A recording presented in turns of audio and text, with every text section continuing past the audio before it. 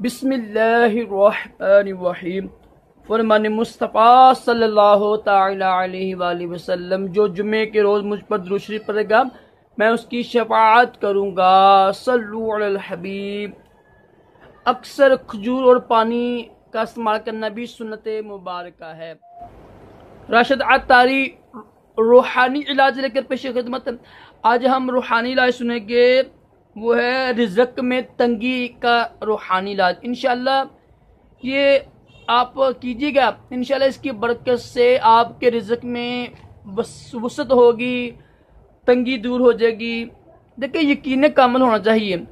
अगर यकीन कामल है तो बिस्मिल्लाह शरीफ में भी हज़ारों बरकतें हैं, शिफाएँ हैं।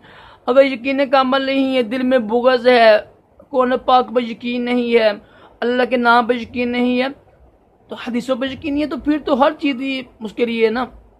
अल्लाह कहता है कि हम इसी अल्लाह कहता है कि बेशुमार जो लोग ऐसे होते हैं कुरान पढ़ के गुमराह होते हैं, और बेशुमार ऐसे लोग जो कुरान पढ़ के हदायत पाई जाते हैं। तो जिनके दिल में बोझ होता है ना, वो नाकाम होते हैं, गुमराह होते हैं।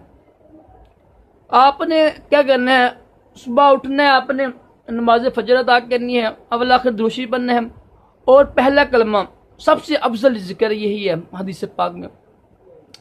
पहला कलमा पढ़ के ना 100 बार आपने, और अव्वल आखिर दुरूद पढ़ के दुआ करें, इंशाल्लाह रिज़्क़ में वसी बरकत होगी, रिज़्क़ की तंगी दूर हो जाएगी। अल्लाह ताला हम सबको भी वसी रिज़्क़ हलाल अता करे, हराम से बचाए, दोनों जहानों की भलाइयाँ अता करे, तमाम जिस्मानी रूहानी बीमारियों से महफूज रखे। सल्लल्लाहु अलैहि हबीब सल्लल्लाहु।